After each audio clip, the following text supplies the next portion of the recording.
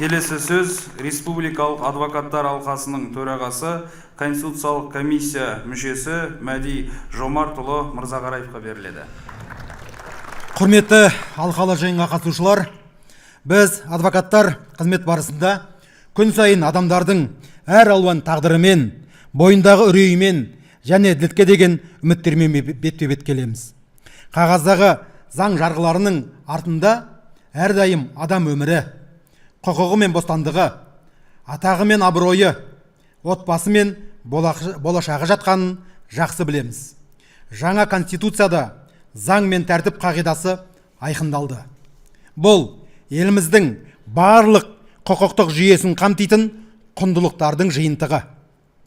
Әрине, заң мен тәртіп ұғымы қысымды күшейту немесе ережелерді қатаңдату деген мағына бермейді. Ең әуелі заңды құрметтеу, заң алдында теңдік деген сөз.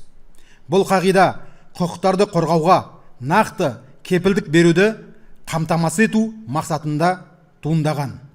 Яғни, сізді полиция ұстаса, дереу оның себебі мен өз құқықтарыңызды түсіндіруге міндетті.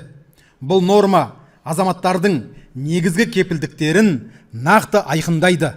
Атап айтқанда, білікті заң көмегін алу құқығы, өзін қорғау құқығы, күнәсіздік презумпциясы, адамды өзіне немесе жақын туыстарына қарсы айғақ беруге, мәжбүрлеуге тыйым салу деген сияқты.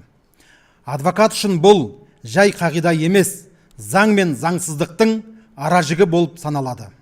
Егер азаматтарға өз құқықтары дер кезінде түсіндіріліп, қорғаушы кедергісіз іске кірісі, сот күнәсіздік презумпциясын сақтаса, жүйе заңға сай, жүйелі жұмыс істей бастайды. Сонда ғана әділетке деген сенім тек қағаз жүзінде емес, іс жүзінде жүзеге асады. Сондай-ақ жаңа конституция жеке өмірі мен деректерді, оның ішінде цифрлық ортадағы құпияны қорғауды күшейтеді.